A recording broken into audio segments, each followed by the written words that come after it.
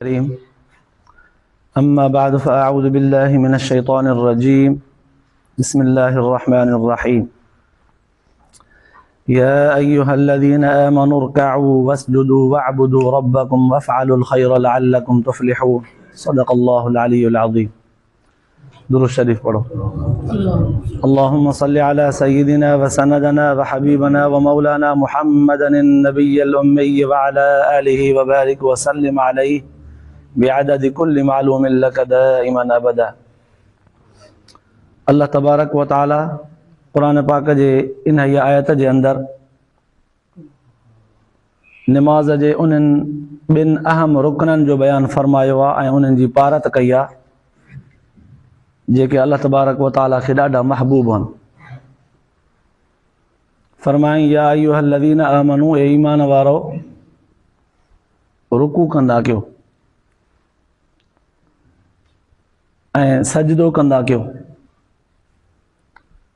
بھلائی جا کم کندا کیو تاں تا کامیاب تھیو اللہ تبارک و تعالی ان آیت میں کامیابی جے راز طور تے 3 شیوں بیان فرمایوں حالانکہ پورو قرآن پاک انسان جے کامیابی جے لایا ہزاروں لاکھوں گالیوں اللہ تعالیٰ قرآن پاک میں بیان کیوں ان جن جے کرن سا انسان کامیاب تھیندو پر ہن آیت میں صرف 3 لفظ 3 گالیوں کیوں ویوں چنگائی جا کم کیو رکوع کیو سجدو کیو نماز جوں 2 کیفیتوں رکوع سجدے واریوں اہڑیوں ہن جن کے اکثر کرے اساں نماز پڑھن وارا صحیح طرح سے ادا نہ کندا آहियूं رکوع ادا کرن میں کمی ہوندی ہے یا تا رکوع میں سدھا تھی بیہندا نہ آहियूं بیہن نہ ایندو ہے یا وری کن وچارن کے عذرا معذوران پٹھی سدھی صفا کرے نہ سگندا آहिनि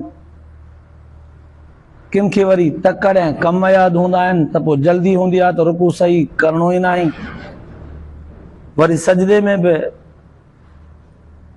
کے ت وچارا گوڈن تے پانجو پیٹ رانن تے رکھی کرے ہیئں عورتن وانگر ہیٹھ چمبڑی تا ونن کے ت وری متھے تھن تھا تا ایترا ویکرا جو پاسے وارے کے تکلیف ہے یا وری کے سجدے میں آیا تا نکو نرڈ زمین تے لگو نہیں بے تسبیح سان اٹھیو نہیں حالانکہ یہ بئی کیفیتوں رکوع سجدے جوں قرآن پاک جے ہن آیت جے ذریعے سان معلوم تھے تو یہ بئی کیفیتوں سونے نمونے سان ادا کرنی ہوں بئی کیفیتوں بئی ہتھ پانجا گوڈن تے رکھی کرے باہوں بالکل پانجوں سدھیوں رکھی کرے پٹھی پانجی کے بالکل سدھو رکھبو بزرگن ایترے انداز میں لکھو آ جو ان جے متھاں دلو یا کو پیالو جن جو ترو دلے وانگر ہیٹھاں گول ہو جے پانی جو رکھ جے تو وہ بھی ونی پٹھی ایڑی سدھی ہو جے پر اساں کتھے کندا آहियूं معلوم چھو تا اساں جو رکوع بھی ادھورو اساں جو سجدو بھی ادھورو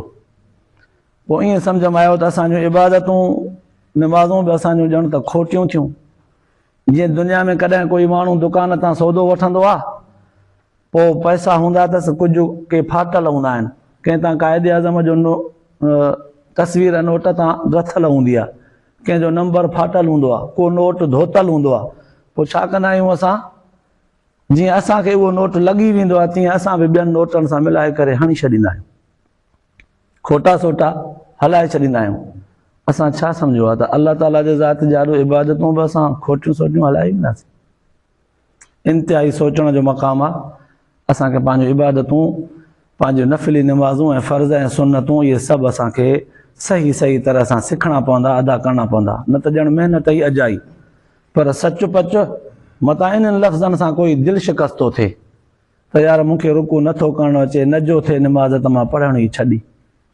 अतयातम नथो विहणु अचे सजदो सही नथो करणु अचे कीअं हाणे वॾो थी वियो आहियां सिखंदुसि त मतां दुनिया वारा खिलनि बसि ठहियो भला ठहियो न ई करणी मुंहिंजा भाउ जहिड़ी बि हालत आहे जहिड़ी बि कैफ़ियत आहे बंदे खे अल्लाह ताला त ॼाणे थो न पंहिंजे पर में सिखण जी कोशिशि करे जेतिरो सिखी सघे न झुकणु थिएसि न त बि दिलि सां त झुकियल हूंदो न जीअं न कॾहिं को माज़ूर माण्हू वीचारो सजदो नथो करे सघे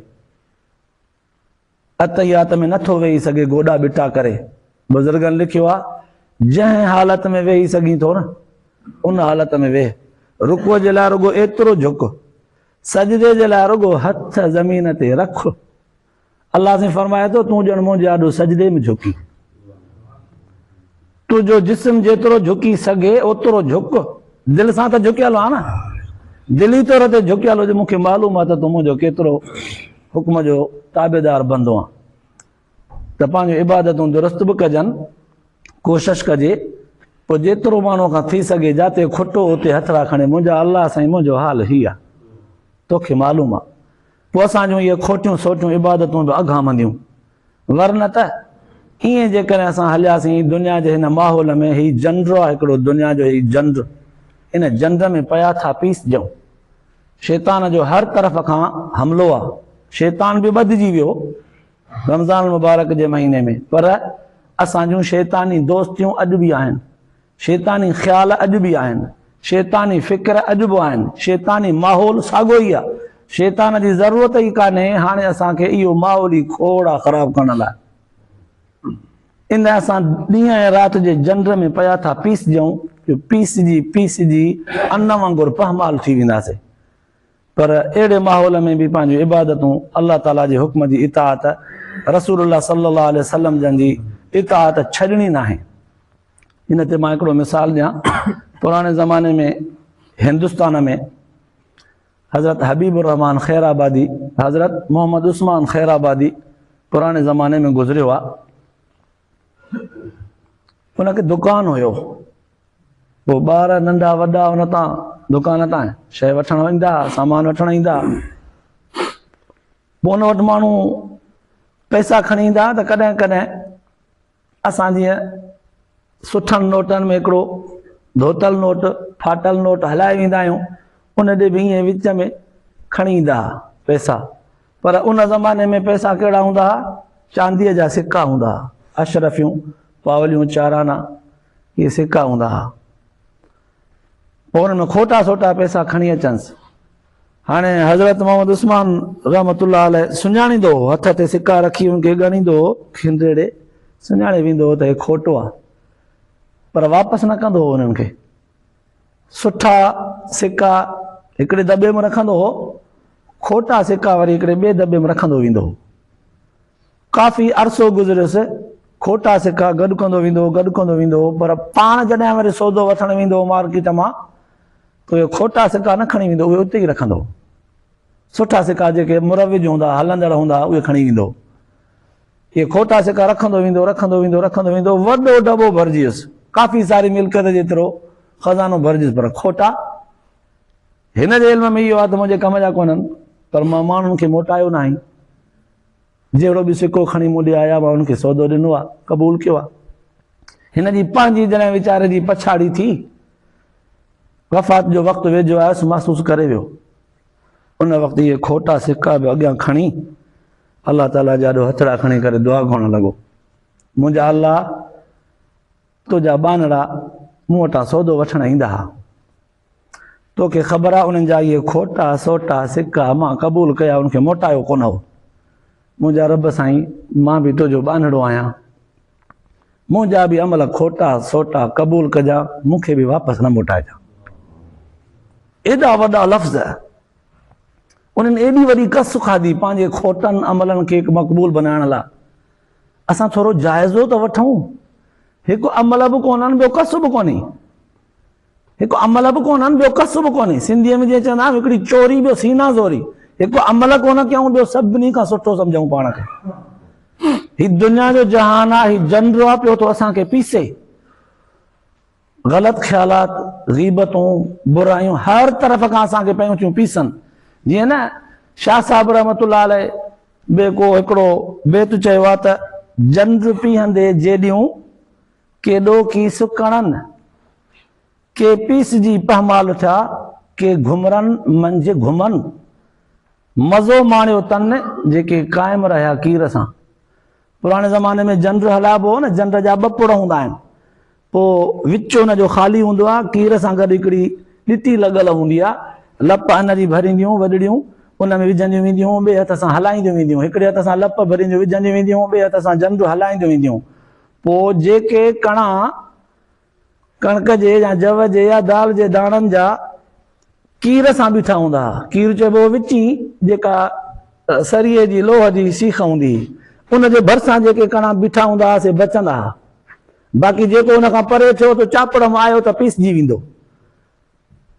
तॾहिं शाह साहिब चयो आहे त जंड पीहंदे जेॾियूं केॾो की सुकणनि के पीसजी पहमाल छा के घुमरनि मंझि घुमनि मज़ो माणियो तन जेके क़ाइमु रहिया कीर सां।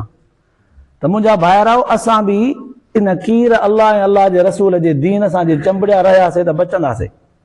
इन खां परे थियासीं त ॾींहं ऐं राति जे ॿिनि पुड़नि में पीसजी पहमाल थी वेंदासीं। दुनिया जो माहौल एॾो ख़राबु आहे, दुनिया जूं दोस्तियूं, दुनिया जूं यारियूं, मफ़ाद परस्तियूं एॾियूं ख़राबु आहिनि, कंहिंखे न छॾियो आहे उन्हनि। हर शइ तबाह थी वई आहे। बसि हिकु शइ बाक़ी आहे, अल्लाह ऐं अल्लाह जे रसूल जे दीन वारी। दीन सां जेको चंबड़ियो रहियो उहो बचंदो। दीनदारी जंहिं छॾी, अल्लाह ऐं अल्लाह जे रसूल जो दर छॾियो, उनजी हड़ वई। त पोइ हीअ रमज़ान मुबारक जूं बाबरकत घड़ियूं आहिनि। हिकु हिकु घड़ी रमज़ान जी क़ीमती आहे। इन्हनि घड़ियुनि खे क़ीमती बनायूं, बेकार न बनायूं, इनखे ज़ाया न कयूं। राति जो उथी अल्लाह ताला खे ॿाॾायूं, पंहिंजे गुनाहनि जी माफ़ी ऐं बख़्शिश घुरूं, पंहिंजे इबादतुनि खे संवारियूं, पंहिंजे निमाज़ुनि खे, पंहिंजे रोज़नि खे, पंहिंजे क़याम ऐं रुकूअ खे, सजदे खे संवारियूं, क़ुर पाक जी तिलावत खे संवारियूं। के लफ़्ज़ क़ुर पाक में ॾुखिया था लॻनि, पुछी वठूं, सिखी वठूं, कोई हर्ज कोन्हे। क़ुर पाक जी तिलावत खे मुसलसल रखूं, तां त क़ुर पाक जा उहे अल्फाज़ बि जेके ॾुखिया था लॻनि पढ़ंदे पढ़ंदे दुरुस्त थी वञनि। असां जेकॾहिं सुस्ती कईसीं त पोइ अञा कहिड़ो वक़्तु ईंदो जिन में असां पाण खे संवारींदासीं। अञा कहिड़ो वक़्तु ईंदो जॾहिं असां पाण खे सुधारींदासीं, जॾहिं असां पाण खे अल्लाह ताला जे ॾाढो सचाईअ सां पेश कंदासीं। अञा कहिड़ो वक़्तु ईंदो। हीअ ज़िंदगीअ जो वरी वरी मौक़ो आहे, वरी वरी मौक़ो आहे। थी सघे थो मतां आख़िरी दफ़ो हुजे। केतिरा ई गुज़िरियल साल हुया वीचारा कोन्हनि, मतां हीअ असांजो आख़िरी हुजे। अल्लाह ताला मन तव्हां असांजे इन्हनि दीन जे ॻाल्हियुनि खे ॿुधण ऐं ॿुधाइण जे करे अल्लाह ताला मन बख़्शिश जो ज़रियो बनाए। अल्लाह पाक तव्हां असांजे वेहण खे, ॿुधण ॿुधाइण खे आख़िरत जे लाइ निजात जो ज़रियो बनाए, अमल जी तौफ़ीक़ नसीब फरमाए। आख़िर दावाना अल्हम्दुलिल्लाहि रब्बिल आलमीन।